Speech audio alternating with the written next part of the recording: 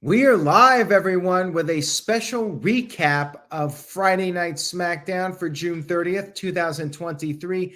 Even though the show took place in London, England, and it was already over around 5 p.m. on the East Coast in the United States. Nonetheless, I am going to give you my overall thoughts on the show, talk about the segments. We do have Money in the Bank, and I've been thinking a lot about possible changes to my predictions.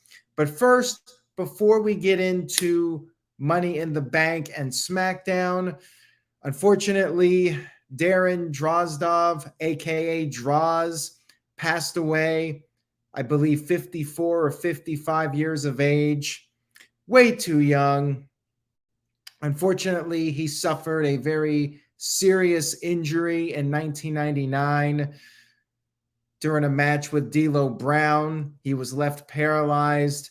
Very sad story regarding him, but he kept on living, made the most of a very bad hand that was dealt to him.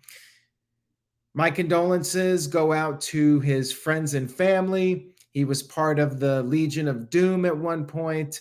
We all remember Beyond the Mat when Vince McMahon made him puke, and he had that whole deal for a while. He was called Puke.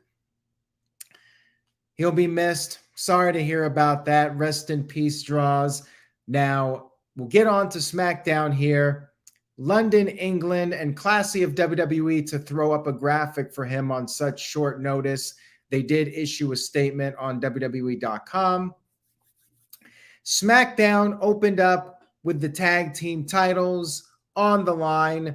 We had Sami Zayn and Kevin Owens defending against Pretty Deadly. What an atmosphere. They were singing Sami Zayn's song. You knew this was going to be a hot crowd in London. Sold out.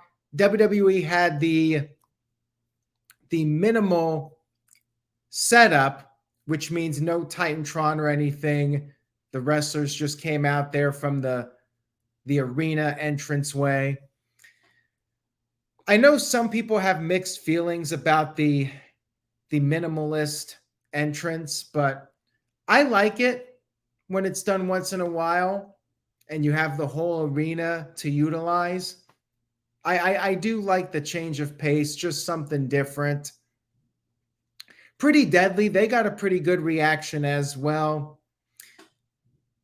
Kevin Owens was selling a knee injury during the match, and Pretty Deadly came close to winning the titles, and they even busted out the old ring skirt trick, the twin magic, whatever you want to call it. They're not twins, but they use the ring skirt to trick their opponents and the referee into thinking it's the guy that was being worked on for a good part of the match. It backfired on them. Sami Zayn ended up pinning Wilson with the haluva kick after Kevin Owens took out Prince with the stunner. Fun match here to kick off the show. I enjoyed it.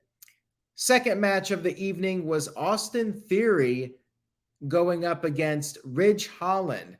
Now, earlier in the show, Brawlin' Brutes were meeting with Adam Pearce, and Ridge was mad about Solo Sikoa attacking him last week. Adam Pearce cannot give him Solo, but offered Ridge Holland an opportunity if he could defeat the United States champion Austin Theory in a non-title match. He would get an opportunity for the title in the future. So eliminator matches, AEW does them, WWE does them.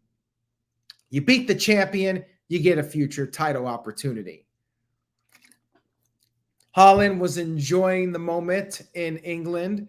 He wore a rugby shirt to the ring. He had some early momentum. He definitely got in offense, but then Austin Theory targeted the throat and pinned Holland with some dirty tactics, you could say. After the match was over, he continued the attack, but then Sheamus made the save, and they did confirm for next week, Madison Square Garden, Austin Theory versus Sheamus for the United States Championship. Sheamus is a big star, so he might have a better shot at dethroning Austin Theory. We'll see. Is the United States title the one that Sheamus hasn't held? I keep forgetting. Maybe it's the Intercontinental title, because I feel like people were making a big deal out of that when he was going up against Gunther trying to win the IC title. I don't remember, and that's the problem with so many title changes and title holders. You kind of forget. But yeah, Sheamus gets an opportunity at Theory on next week's show. It's the Intercontinental title that he's never held. So don't see him winning the United States title, but he'll be a nice veteran to go up against Austin Theory, and maybe Theory picks up a big win over Sheamus. We'll see.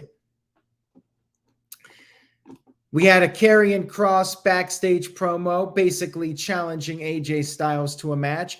And we also had a Bloodline video package hyping up their Civil War this coming Saturday, which is less than 24 hours now. I'm looking forward to that. 3 p.m. Eastern. That's going to be great. Make sure you guys follow NoDQ.com for live coverage on the website. And I will be back after the show sometime around 6 p.m. Eastern to give my thoughts on it. I'm very much looking forward to the earlier stream. We had Bayley versus Shotzi in the match that was supposed to happen on last week's SmackDown, with Bayley putting up her Money in the Bank title match, or opportunity, Money in the Bank opportunity. It's not a title. Well, it is a title, but not an actual championship. It's the title of Mrs. Money in the Bank, potentially. Crowd was very much into Bayley. They were singing the Hey Bayley song that they do every time WWE's in the United Kingdom. They still love her. Io Sky was out there, and she did help out Bayley. Shotzi, stupid babyface, went after Io Sky, and then Bayley raked the eyes of Shotzi and finished her off with the rose plant. I mean, was anybody shocked? I mean, Shotzi was never winning this, but at least they did deliver on the match that they had hyped up and then did not deliver last week. They did deliver it this week. And then we had the Grayson Waller Effect with special guest Logan Paul. And as you can imagine, he was heavily booed for this segment. He talked about his history with Roman Reigns and Seth Rollins, but said he might just take the briefcase when he wins it and smack LA Knight upside the head with it. That led to LA Knight interrupting the segment.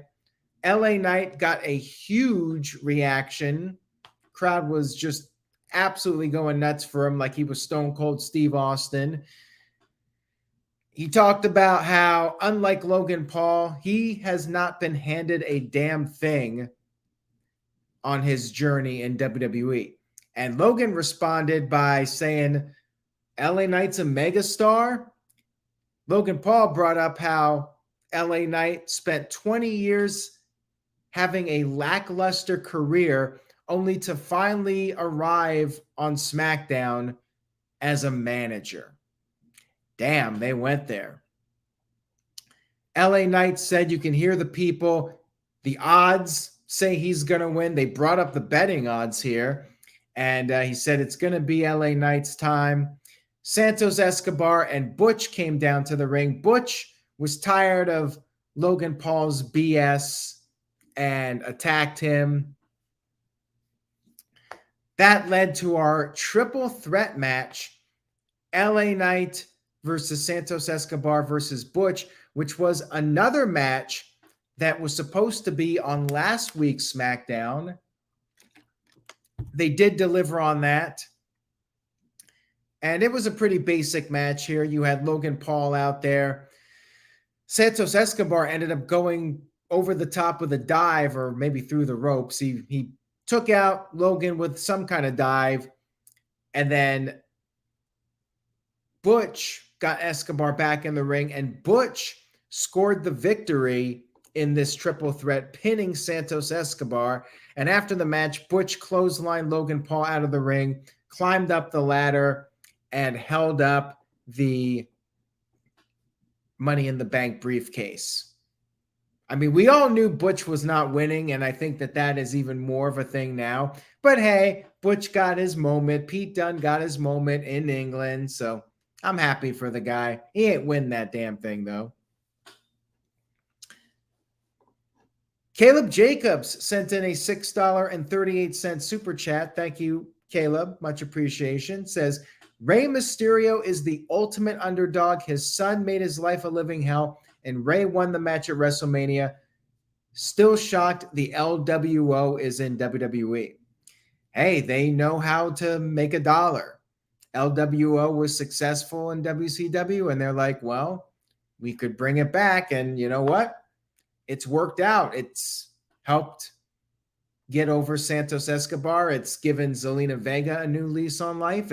It's definitely been a success. And of course, it's selling merchandise for WWE.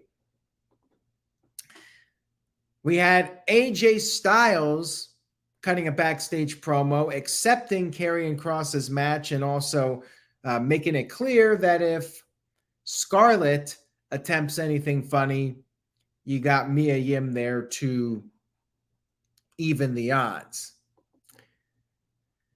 As far as LA Knight goes, I presume he's a babyface now. I mean, they were still treating him like a heel as recent as a couple weeks ago. The fans, though, they're treating him like a babyface. So we'll see what happens where he goes creatively coming off of Money in the Bank. We then had Asuka defending the women's championship against Charlotte Flair. Now, we all knew that there were going to be shenanigans here. Bianca Belair in the front row. I mean, come on now. It's not any different than her sitting in a chair at ringside. It's basically the same damn thing. Charlotte came close on a couple of occasions to winning, but then everybody was on the outside, and Charlotte accidentally gave Bianca the big boot. Bianca, of course, jumped the barricade. She's pissed off that she's not getting the title match. She attacked Asuka. She got disqualified. Charlotte, of course, was unhappy with this. She yelled at Bianca, stuck her hand in Bianca's face, which Bianca did not appreciate. And she said, "You get that hand out of my face." Charlotte did not do that. So Bianca punched Charlotte. A fight broke out between them, and Bianca got the upper hand. She gave Charlotte the KOD on the announce table, and also gave Asuka the KOD on the announce table, and stood tall. Felt like a heel turn a little bit, or they're at least moving in that direction, but the crowd was still cheering her. So I don't know if it's going to work long term. I think Bianca could really use a heel turn, but like I've said over the past few weeks, I kind of sympathize with her. Right now, I don't feel that she's done anything out of line. So if they're turning her heel, they're going to need to do more than what they've been doing. But you know what? If it's slow burn, if they're planning this over the course of 3 months, then maybe it'll be the right creative direction to do this in a slow manner and not just suddenly flip the switch and all of a sudden she's a heel. But they definitely have to keep this going and get fans to have a legitimate reason to not like her, because so far I think she's in the right and she has every right to be upset. But yeah, I mean, it's very predictable with her being out there. You knew damn well some crazy shenanigans were going to occur here. We had our final segment of the evening. Roman Reigns, Solo Sikoa, and Paul Heyman come into the ring. Shanti is here, sent in a $2 super chat, says, Bianca will only become heel if she drops the hair. Well, she has to do something really evil. I mean, it's more than just her look. She's got to be out there and doing something that we just can't side with her on. And so far, that hasn't happened. But thank you for the super chat, Shanti. I appreciate it. Roman Reigns took a very long time coming to the ring. We had a commercial break, and then when we came back, we finally got his promo. They really stretched this out as much as possible. Roman Reigns said that for 2 years, he allowed his cousins to say, "We the ones." But the truth is, he's the one. He's the only one now. He even has a t-shirt that says "the only one." He said it's time for the Usos to bow down, acknowledge him, and apologize. And then he'll forgive them and they can move on as the Bloodline. The Usos, of course, showed up to respond, and they said they're not trying to get back in the Bloodline because there are consequences. There are going to be consequences once Roman Reigns gets pinned at Money in the Bank. The Usos talked about how when Roman Reigns is done as the tribal chief, they are going to vote in their brother, Solo Sikoa, as the new tribal chief. Crowd popped big for this, chanted Solo Sikoa. Roman Reigns was laughing at this, but then he looked over at Solo, and Solo was not amused. And very little subtle tease, but as they're standing there, there's some tension. Solo Sikoa kind of has the thumb going, just standing there. He's got that spike perhaps ready to go. Just a little slight tease here. I love this. They always do such a great job with the visuals on this show.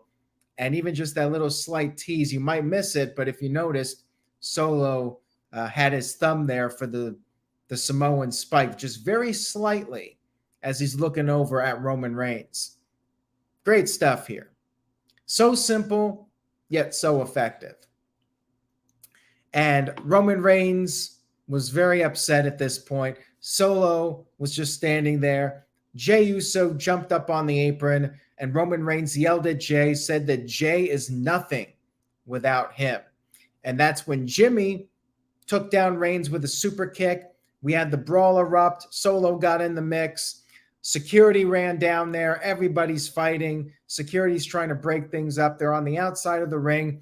Jey Uso comes over the top rope with a big splash onto everyone, and the show goes off the air. Now, does my prediction change? I actually predicted the Usos to win. And furthermore, I predicted Roman Reigns to get pinned. They did tease it here, but now I'm not so sure. I don't think I'm going to change my pick, but I'm torn. Like, I really don't know how this is going to play out. Roman Reigns could win here, and Virtue says it, and I say it too. It's hard to bet against Roman Reigns. He could win, and there might be some kind of falling out between Solo and Roman Reigns, although I feel like it would be better to be a slow burn. Jey Uso pinning Roman Reigns would be huge. Roman hasn't lost since the end of 2019 being pinned in the ring. And they could play up on that. Jey beats Roman, gets the SummerSlam match. You know, it would be kind of weird to have the Usos lose and then you have Jey Uso versus Roman Reigns at SummerSlam. I feel like Jey or Jimmy, I presume it's going to be Jey if it's a singles match. Jey gets the pin to clearly make him the number one contender. Roman Reigns is beatable.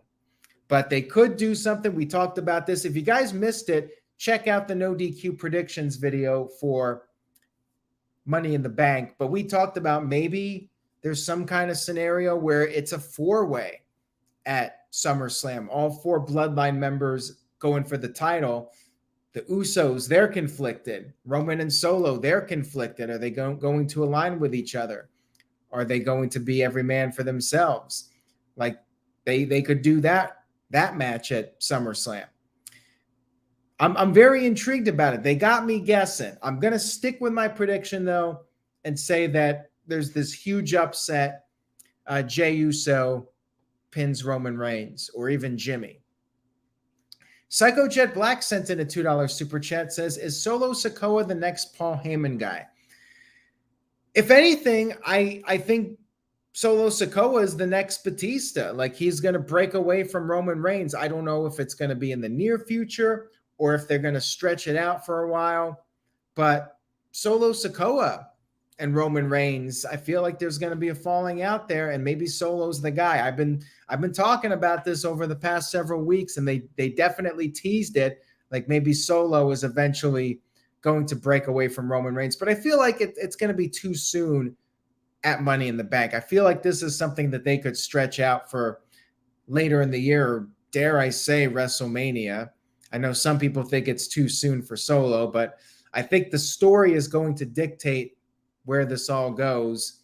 And if it's Solo's time, then it's going to be Solo's time if the storyline calls for it. We'll see.